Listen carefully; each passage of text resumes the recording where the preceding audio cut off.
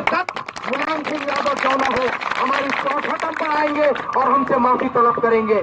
جب تک کہ ہم متحد نہیں ہوں گے ہمیں در بدر کا کر کے ایسے ہی مارا جائے گا. آپ سے میری دردمندانہ اپیل ہے, آپ سے میری گزارش ہے کہ ہم سب ایک پلیٹ فارم پر جمع ہو جائے, لا الہ الا اللہ محمد رسول اللہ کے پرچم تلے جمع ہو جائے. ہم کو کسی کے در پہ جا کر بھیک مانگنے کی ضرورت نہیں ہے. یہ جو مجلس اتحاد المسلمین جماعت ہے تو اس کا نمائندہ بھی ہمارا ہے اور اس کا مکھیا بھی ہمارا ہے.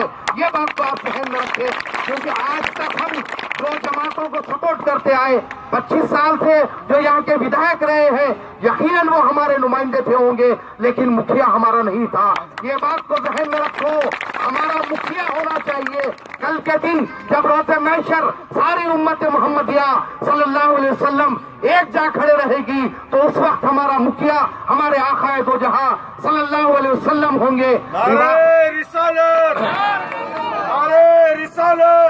روایات میں آیا ہے کہ دنیا میں تم جس کے ساتھ محبت کرو گے, جس کے ساتھ تم یہاں پر گزارو گے, قیامت میں بھی تمہیں انہی کے ساتھ اٹھایا جائے گا. تو اس بات کو ذہن میں رکھو کہ دنیا میں اپنوں کے ساتھ رہو, کلمہ گو بھائی کے ساتھ رہو, تاکہ کل کے دن محشر میں بھی ہمارا ساتھ کلمہ گو بھائیوں کے ساتھ ہو. یہاں پر اب اگر تم اپنا کوئی مکھیا تسلیم کرتے ہو تو پہلے یہ تصور کر لو, پہلے یہ سوچ لو کہ وہ میرے آقا کا ماننے والا ہے کہ نہیں ہے, وہ میرے آقا کا غلام ہے کہ نہیں ہے. اللہ نے ہمیں ایسی طاقت عطا کی ہے, جب ہم متحد اور منظم ہو جائیں گے تو یقین جانو اس ہندوستان پہ ہمارا غلبہ ہوگا. ہمارا جو پرانے پچھڑے وہ دن تھے, ہمارے جو ماضی تھا وہ ماضی پھر پلٹ کر آئے گا. ذرا غور کرو کہ نریندر مودی 17 کروڑ 70 لاکھ ووٹ لے کر آج ہندوستان کا وزیر اعظم بن کر بیٹھا ہے.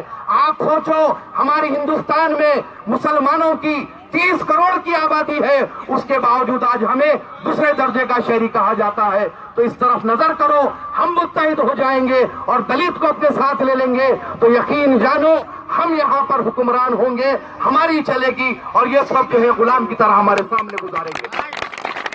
بہرحال آپ تمام سے دردمندانہ اپیل ہے کہ برق صاحب کے پوتے ضیاء الرحمان برق یہاں پر آپ کے پرتیاشی ہیں, آپ کے امیدوار ہیں, ان کو بھاری سے بھاری اکثریت سے آپ کامیاب کریں. اسد الدین اویسی صاحب کے ہاتھ مضبوط کیجئے. اسد الدین اویسی صاحب 7 تاریخ کو سنبھل آ رہے ہیں. آپ تمام حضرات میونسپلٹی گراؤنڈ میں جمع ہو جائیں اور اپنے متحدہ اور منظم مظاہرہ کریں. السلام علیکم ورحمۃ اللہ.